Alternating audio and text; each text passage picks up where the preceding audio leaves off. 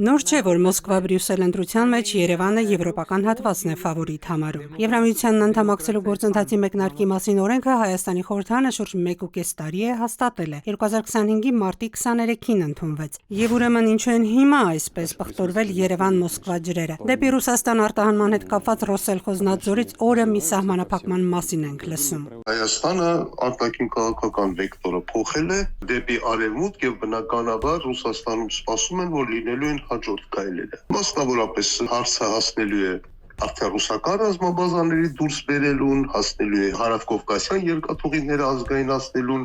եւ այլն եւ այլն։ Այսինքն այս ընթացքը ակնհայտ է, դրա համար Ռուսաստանի քաղաքականությունը այդպես շատ կոշտ է։ Ռազմաբազային կամ հարավկովկասյան երկաթուղուն վերաբերող հարց Փաշինյանն ու Պուտինը վերջին հեռախոսազրույցում չքննարկեցին, բայց հայկական կողմի նախաձեռնությամբ օրերս կայացած այդ զրույցի ընթացքում Հայաստանի վարչապետը Ռուսաստանի նախագահին ասաց, թե հայաստանյան ծագման ապրանքների ռուսական շուկա արտահանման սահմանափակումները հակասում են Հայաստան-Ռուսաստան իրավապայմանագրային շրջանակին եւ խնդրեց միջոցներ ձեռնարկել այս խնդիրները կարգավորելու ուղղությամբ։ Որքան էլ հայկական կողմում այսօր համարում են, թե ստեղծված իրավիճակն իրականում ոչ թե ճգնաժամ է, այլ հայ արտադրողների համար նոր հնարավորություններ է բացում, ինչը ըստ Փաշինյանի կօգնի զարգանալ ու բարձրացնել հայկական արտադրանքի որակը, այդուհանդերձ Համաշխարհային բանկի մասնագետներն էլ ահազանգում են, թե այս սահմանափակումները Հայաստանի համար լուրջ ռիսկ են։ Հայաստանի տնտեսական զարգերակը ամենամյա զեկույցում արտահանման ռիսկերից առանձնացրել են այն, որ Ռուսաստանի կողմից հայկական գյուղմթերքի եւ կաթնամթերքի սահմանափակումները լրջորեն ազդում են արտահանման ծավալների վրա։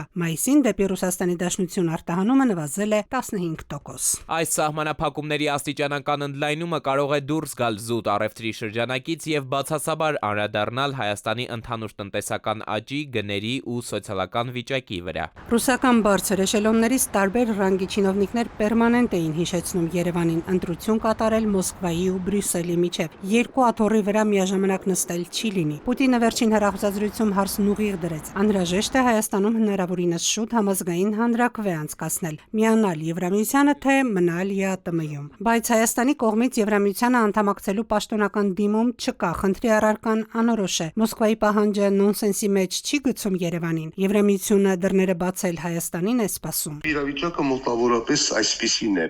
Եվրամիությունը Հայաստանին կտրուկ չի մերժում, բայց անընդհատ նորանոր պահանջներ է առաջ քաշելու, որպեսզի Եվրամիություն մտնելու տեսական շանս տա։ Օրինակ, առաջին հերթին ռուսական ազդեցության նվազեցում, այդ թվում նաև պրոռուսական քաղաքական ուժերի չեզոքացում, մեկուսացում, ռուսական բիզնեսների դուրս մղում,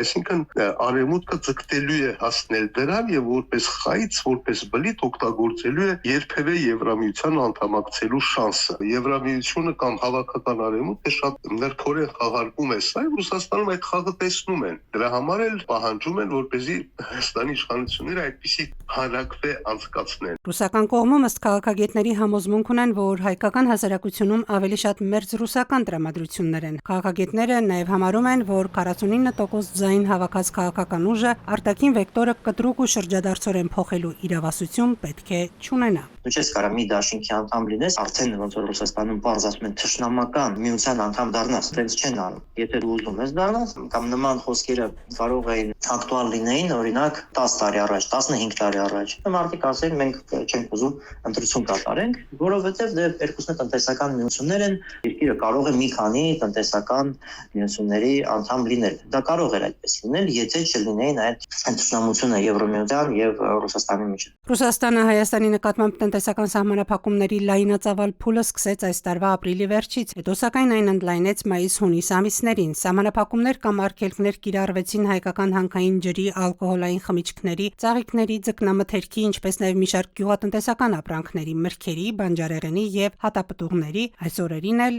կաթնամթերքի ներմուծման նկատմամբ։ Եվ որքան էլ հայկական իստաբլիշմենթը հիմա այլընտրանք ունենալու տրամադրությունների մեջ է եւ համարում է, թե ավարտվել է այլընտրանք չունենալու դարաշրջանը, քաղաքագետը չի համոզվում։ Արմեն Բաղդասարյանը հիմա եվրոպական երկրներում է, ասում է, ծիրանը կարոտել է, փնտրում է եվրոպական սուպերմարկետներում ու չի գտնում։ Ես հիմա Եվրամիությունում եմ այս երկու շաբաթ եւ այստեղ ոչ մի խանութում ոչ մի հայկական ապրանք չկա։ Ծիրան էլ չգնեցիք։ Բացարձակ չկա։ Ծիրանուշ Մուրադյան, ժամը լրատվական։